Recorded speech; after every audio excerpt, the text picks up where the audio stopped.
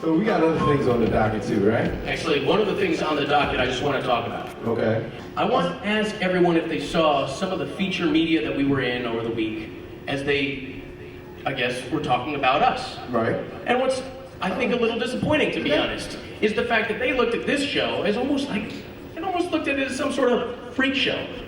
The reality is what we're going to present to you tonight in the form of interviews with Mayor Marion Barry, former Mayor Marion Barry, and current City Councilman, and of course Nina Hartley, are actually some of the most intellectual people that we have met in the last month, last year, however many years we've been in Washington. Yeah.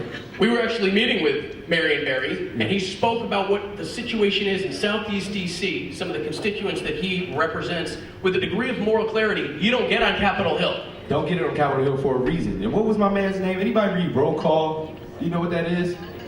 You do? Yes. Oh, okay. I didn't. And this guy was for a reason. My man was just straight up rude. I think he used verbatim arrest prone as the adjective for our former mayor, Marion Barry. And it was obnoxious. It is obnoxious. And you also may have heard over the last week, they're going to be making a movie about Marion Barry. Eddie Murphy's going to be starring it, and everyone should put their hands together. This is going to be a good movie. But we can't forget, Marion Barry is a guy, an intelligent dude, a civil rights leader, and that's some of the things we're going to be talking to him about tonight. Can we please introduce and welcome Councilman Marion Barry.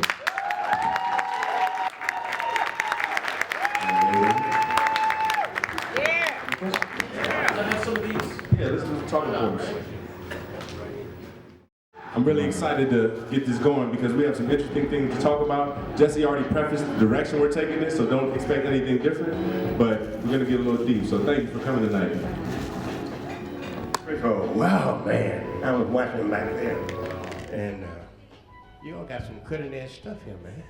I mean, you know, you were out there. And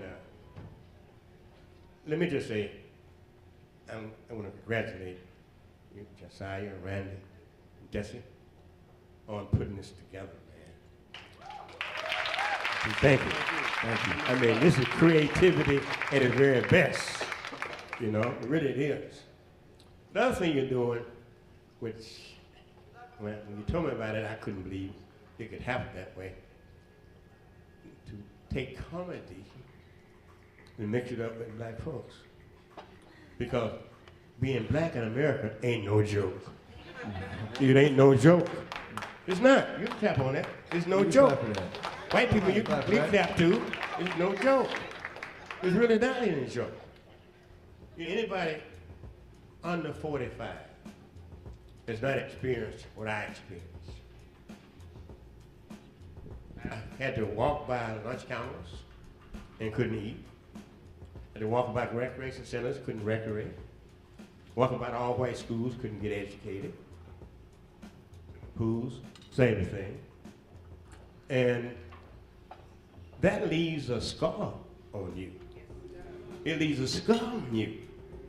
It leaves deep resentments and bitterness if you let it happen to you. Couldn't register, couldn't vote. That's an awful life. And millions of African Americans over the age of 45 have seen this, have seen this. And so that's the perspective in which I come to the table. Now, in terms of the civil rights movement, I think it's been greatly misunderstood. We were not trying to integrate, because you look at every other culture, look at the Jews, who I admire very much, other cultures. What they have done is desegregate any laws or any clauses and any covenants, etc. But they maintain their culture. I've been to at least 3 Jewish seders. And I believe me, one was with A. Poland. And believe me, they teach the history of the Jewish people with the jawbone and salt, those kind of things. And we don't do that. We don't sit around the dinner table and teach our history. We don't even teach black history in our schools in most instances. And so we were trying to desegregate, break down all the laws that would keep you from doing what you wanted to do, from violating the 14th Amendment or due process. That's what we were doing. So all of a sudden, I think white people did this, quite frankly, some white people. Started talking about integration. When it was segregated, we had black businesses all over the place. We had 100 black banks. Black banks. Now we got 7. 7? 7. In D.C.? 7. No, in the nation. In the nation. In the nation. I say, damn, 7. You know, economically. We had restaurants. The only thing we got that has not changed drastically, unfortunately, is funeral homes. That's all we got. Look at Washington, D.C. You know, something as simple as, I'm not advocating one way or another whether you drink it or drink it, but at one point, almost 40% of liquor stores in Washington owned by black people. Now you got 3. Something that's simple.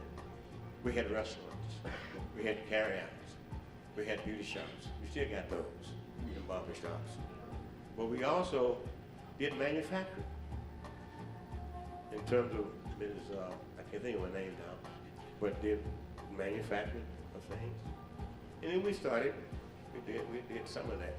The only thing I'm pointing out is that from an economic point of view, we have lost ground.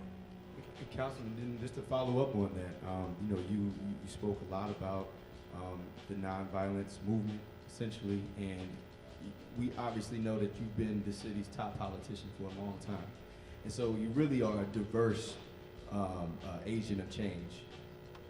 I'm curious, and I think we're all curious, given that you've been on the ground, done the protesting, and you've been in the office, what side of the equation do you think has the greatest effect in making change? Political. Okay. You can take political power and turn it into economic power. I'll give you an example. When I came in office in 78, DC government contracts were 3% of all the contracts we gave out. When I left, it was 47%, which means a lot of black corporations, a lot of black people, including Bob Johnson, benefited from that political decision. The council made the decision made up of politicians.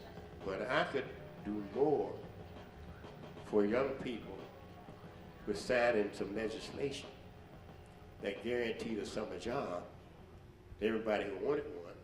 And so 100,000 young people got summer jobs. You know?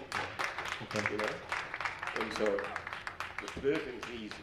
It's easy to get 25,000 or 40,000 votes to get elected to an office. But the main thing is, when you get in office, if you're black, don't forget where you came from.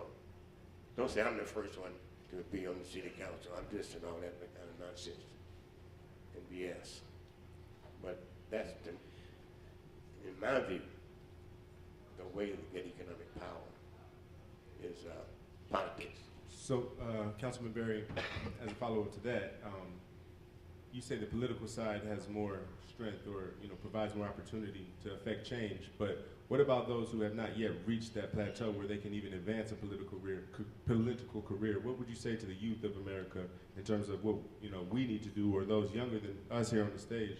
What is the solution in terms of balancing the power and the economic scale? In this technological society, you got to get some skills. You cannot drop out of high school and expect to be so successful, if at all. Incidentally, there are 1 million black people locked up in America. We're just 12% of the population locked up in America. And so for those young people, see, my son just told me something tonight. He said, in order to get up, because you've been oppressed and pushed down, you got to have something to get up to. You got to have something to get up to. And too many of our young people, unfortunately, don't see anything to get up to. They don't see any need to go to school. Because a lot of their colleagues have been killed. A lot of young people in this city and around urban America don't think they're going to live to 21. And so we got to change that whole thing of giving them something to get up to. Aspire to. Aspire to. That's right. What you're doing now, I'm sure it wasn't easy. I'm sure it wasn't a bed of roses. Wasn't cheap either. Cheap either. No. You don't have no money, you know, that's another thing. And they have to take that kind of example. You know, I talk to people all the time. You know, if you get knocked down, fall down on your back. If you push yourself down, fall down on your back. Because if you fall down on your back, you can look up. If you look up, you can get up. If you get up, you can go up. That's the kind of attitude we have to take going forward. So then here's the question I have about this, and this is kind of it's a good bookend to this interview to the extent that you have talked a lot about what the youth need to do, what your role has been as a 4-time elected mayor of the city, who's someone who's been on the city council for in 2 different eras. And I guess the question I have is, why is it that what you're saying tonight, why is it that the media in local media, so refuses to talk about this and what you've done for Ward 8 and the things that you do for Southeast DC and insists on talking about these colorful things that, as far as we can tell, are so far in the past that there's had enough time to percolate and be the substance of a movie that's coming out? In a democracy, power is supposed to rest with the people. Representatives govern. People put you in, people take you out. But in this society, power has accrued to the media. Nobody elected the media to do anything, but they are more powerful than the people. And so they're selling ads. You got the Washington Post that brought down a president. That's power. And so the reason it happened, because a lot of us are silent. That's the first thing. We're going to be outraged. I'm going to be outraged at that. You got a lot of them were elected officials who jumped to the tune of the media. They said, jump, black elected officials. But we're changing that. We're getting African American leadership, elected leadership around the country and in D.C. to stop reacting to the media and to react to the people, what their hue and cry is. The greatest word in the vocabulary is a word called courage.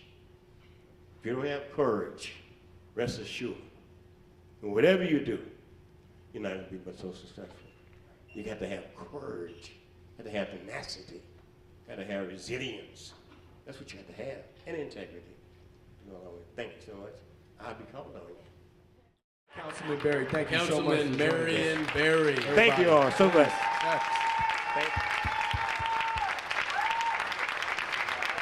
Thank you.